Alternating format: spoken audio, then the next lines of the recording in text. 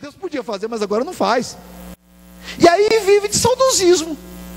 Vive lembrando, mas Deus era tão bom, Deus ouvia minhas orações, Deus falava comigo, Deus me visitava, eu orava e Deus me atendia. Meu querido irmão, Deus nunca deixou de te visitar, de orar, e de você orar e Ele te atender. Agora Deus tem razões e motivos que muitas vezes na sua infinita misericórdia nós não entendemos.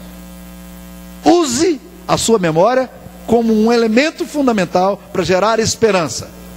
Não use a sua memória como um elemento do saudosismo daquelas pessoas que vivem na igreja falando: naquela época do reverendo tal é que era bom, naquela época do pastor tal é que era bom, naquela época que a irmãzinha estava aqui é que era bom. Meu querido irmão, use aquela época que era boa para transformar essa época que você acha que é ruim em experiências novas e positivas na presença do Senhor.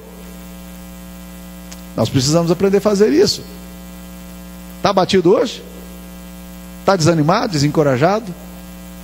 Deus nunca fez nada da sua vida? Lembra que o apóstolo Paulo fala assim: eu quero lembrar essas coisas, se é que já tendes experiência de que o Senhor é bondoso.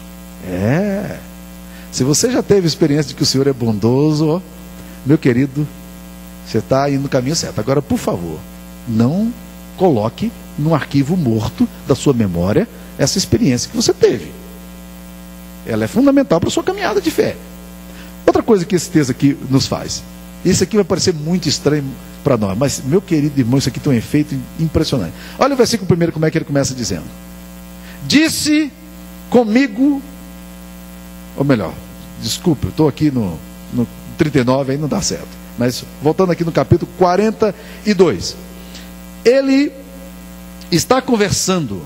Ele diz: as minhas lágrimas, versículo 3, têm sido o meu alimento dia e noite, enquanto me dizem continuamente: o teu Deus onde está? Versículo 5, ele faz no versículo 5 duas perguntas, dois porquê.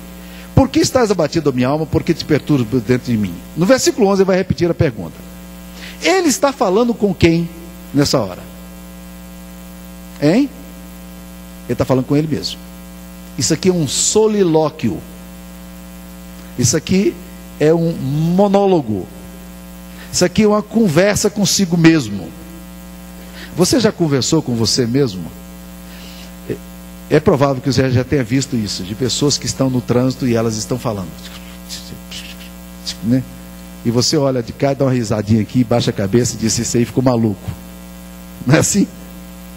Meu amado irmão, quantas vezes na Bíblia os salmistas resolvem conversar com eles mesmos? Eu li casualmente, interessante, eu li o capítulo 39, que eu não tinha lido antes, mas o capítulo 39, versículo 1, ele diz: disse comigo mesmo. Ele está dizendo para quem? Ele está conversando com ele. No Salmo 42 que nós estamos estudando, ele está conversando com quem? Ele está conversando com ele mesmo. Ele está perguntando para ele: por que é que eu estou nesse lugar onde eu estou? O que significa isso? Esse dialogar consigo mesmo. É você trazer a sua dor, o seu abatimento, para um plano razoável de discussão. Deixa eu tentar explicar o que eu estou querendo dizer com isso. É perguntar para você mesmo se o seu medo tem sentido, se a sua raiva tem sentido, se a sua amargura tem razão, se a tua depressão, se a tua ansiedade, se o seu abatimento são realidades, e eu vou usar aqui um pleonasmo absurdo, realidades reais, para quê? Ou se isso é pura fantasia do seu coração. Então, o único jeito de fazer isso é você conversar com você. É olhar no espelho e perguntar: faz sentido isso? Isso aqui que está acontecendo comigo, esse sentimento do meu coração, ele é real. Por que eu estou falando isso, irmãos? Se você quiser caminhar comigo aqui, caminha no Salmo 77, um outro salmo. O Salmo 42 é dos filhos de Coré, mas o 77 é de um outro homem, um grande músico. E ele, Asaf, está aqui agora, também enfrentando um problema similar. Olha no versículo 7 do capítulo 77. Então 77, 7. Olha a pergunta que ele faz: rejeita o Senhor para sempre? Acaso não torna a ser propício? cessou perpetuamente a sua graça, caducou a sua promessa para todas as gerações, esqueceu-se Deus de ser benigno, ou na sua ira terá ele reprimido as suas misericórdias. Ora, todas essas questões aqui são questões cruciais, elas são teológicas e vão lá no âmago do seu ser. Mas olha o que ele fala no versículo 10. Então disse eu, isto é a minha aflição. Mudou-se a destra do Altíssimo. Deus não mudou. Deus não deixou de ser benigno. As promessas de Deus não caducaram. A sua graça não cessou. Deus não rejeita para sempre. Deus não deixa de ser propício. Mas ele está perguntando como se isso fosse realidade. Por quê? E ele chega à conclusão: isto é a minha aflição. O meu estado de alma está me levando a ver as coisas de forma equivocada. Eu estou percebendo as coisas não como elas são, mas como o meu coração angustiado está dizendo que ela é. Uma das coisas que pode ajudar você é sempre, diante do medo que você enfrenta, é sempre perguntar sobre a questão da probabilidade ou da possibilidade. Eu vejo muitas pessoas com um enorme medo de voar de avião, por exemplo. Não, eu tenho muito medo de avião. Por quê? Não, porque eu vou lá e esse avião cair. Qual é a probabilidade do avião cair? Existe a probabilidade.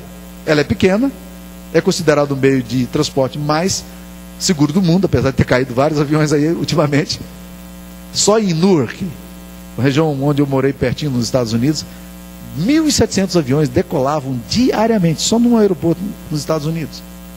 Tá? Então, caíram. Qual é a probabilidade? Tem. A probabilidade é bem menor do que se você pegar um carro e ir daqui para São Paulo de carro. Muito menor. Existe probabilidade? Existe. Agora a pergunta que você tem que fazer é a seguinte: qual é a possibilidade disso acontecer? Porque nos nossos medos a gente não faz essa pergunta sobre probabilidade e possibilidade. Quando tiver com medo, pergunte se é possível.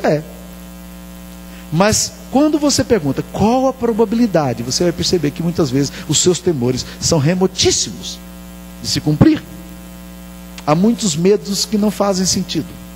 Há muitos sentimentos que não fazem sentido. Tem mais a ver com a nossa falta de fé, com a experiência da fragilidade das nossas emoções, da nossa história, do que, obviamente, com a realidade. E é interessante que Jesus percebe essa angustiosa sensação no coração dos discípulos. E ele começa a fazer algumas perguntas retóricas aos seus discípulos em Mateus 6. Olha como é que ele fala: qual de vós, por ansioso que esteja, pode acrescentar? Ele está perguntando: vocês podem mudar o curso da vida de vocês?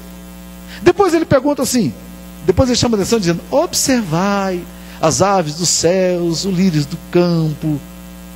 Deus veste assim. Ora, se Deus veste as aves, os pardaizinhos, Ele não vai cuidar de vocês? Ora, o que Jesus está fazendo é dizendo aos discípulos: chegue para o razoável. É chamar os discípulos e dizer: seja um pouquinho cioso dos sentimentos que você tem. Porque quando você traz para o nível da razão, você vai perceber que eles não são tão lógicos quanto parecem. Jesus pergunta: não é a vida mais do que o alimento? Não é o corpo mais que a veste? Deus não cuidou do passarinho, vai cuidar de você. Deus não cuidou do seu corpo, vai cuidar de você. Deus sempre cuidou.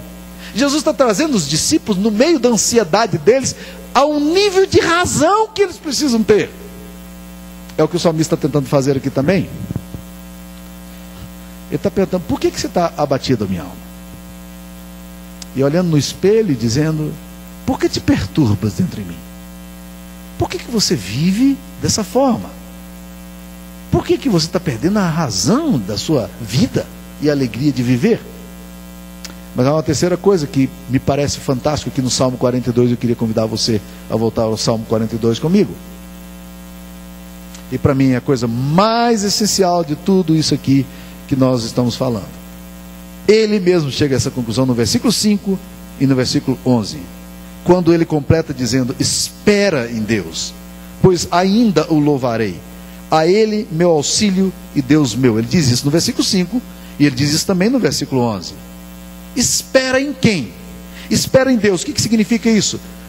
Coloque o seu foco no lugar certo. Mesmo que no presente você não tenha dados concretos, nem terreno muito sólido para pisar, mas espera em Deus. E aqui mais uma vez